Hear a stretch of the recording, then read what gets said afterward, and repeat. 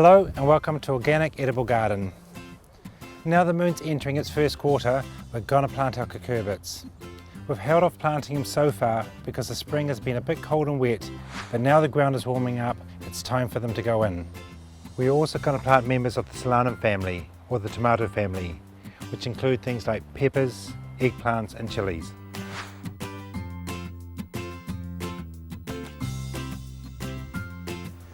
Included in the cucurbit family are zucchinis, cucumbers, melons, pumpkins and squash. The thing all cucurbits like are a really rich moist soil and lots of sunshine. We're going to plant the zucchinis on the outside of the bed. They'll be easy to pick and we won't have to climb over the other vines to get to them.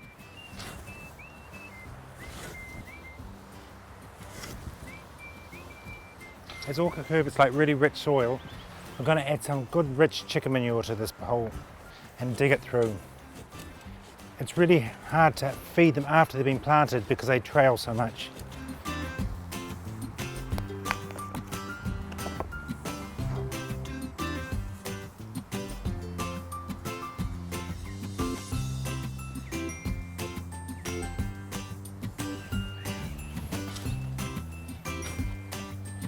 We want to plant them about 1 metre apart.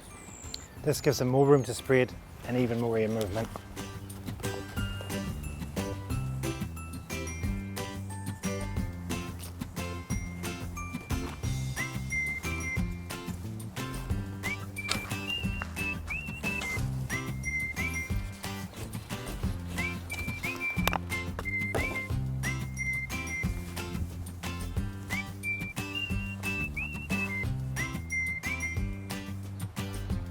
And next we're going to put some more chicken manure around the plants.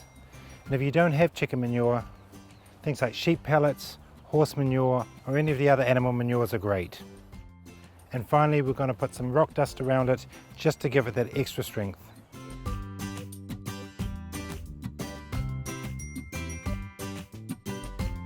We'll go and give it a good water and bed it in.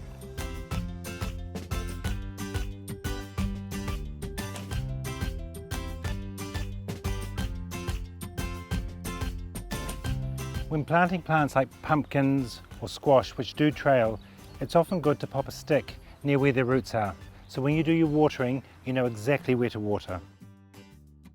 And then there's a problem that a lot of people have with cucurbits. It's powdery mildew. And there are many ways you can deal with this naturally. The first way is make sure your plants are healthy and happy. If the plants aren't stressed, chances are they won't get it.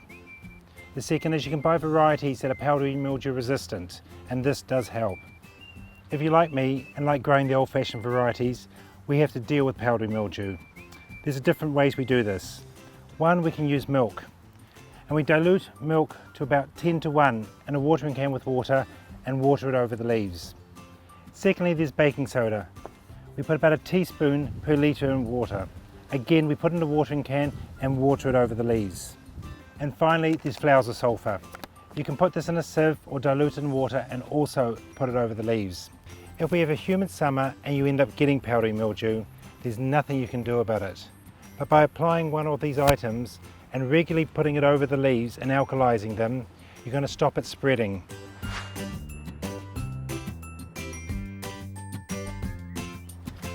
The Solanum family don't need soil as rich as the cucurbits, but what they do need is heat. So I usually wait to the beginning of December before I plant my chilies, eggplants and peppers.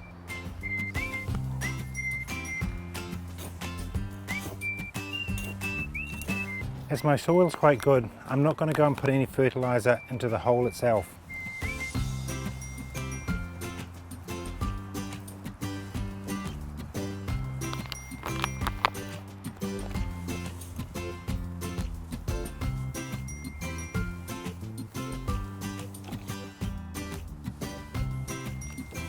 Because these plants don't get so big, I plant them about 50 centimetres apart.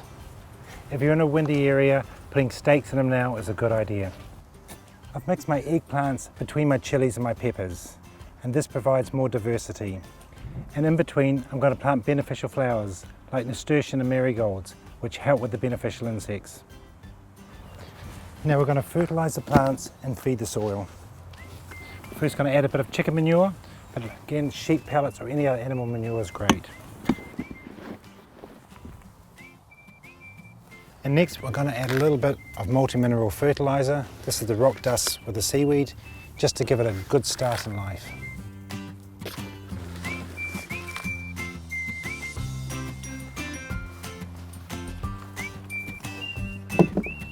Even though this is the hottest part of the garden, what we like to do is add rocks around our plants. What this does, it heats up during the day and it releases the warmth back into the soil at night. You can also use bricks or even old milk bottles full of water.